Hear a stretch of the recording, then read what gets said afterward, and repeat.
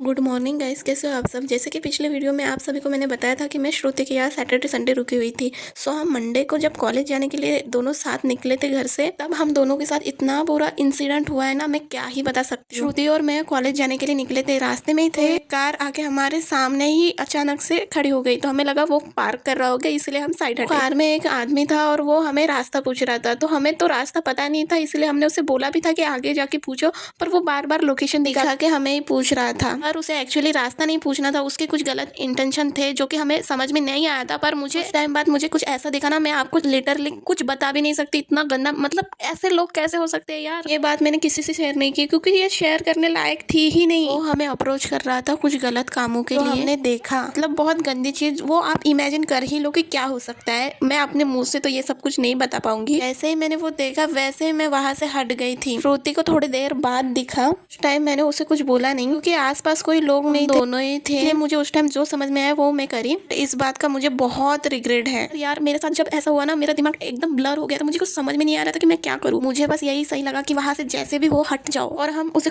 बिना कुछ बोले निकल गए। यार हम ऐसे कैसे कर सकते हैं। पर सच्ची कहूं ना, उस समय मुझे कुछ भी समझ में नहीं आ रहा था। पर अब हमें बहुत गुस्सा आ रहा खुद पर कि क्यों उसे कुछ हमने बोला नहीं। हम तो बच गए और कोई मासूम उसके हाथ में आएगी।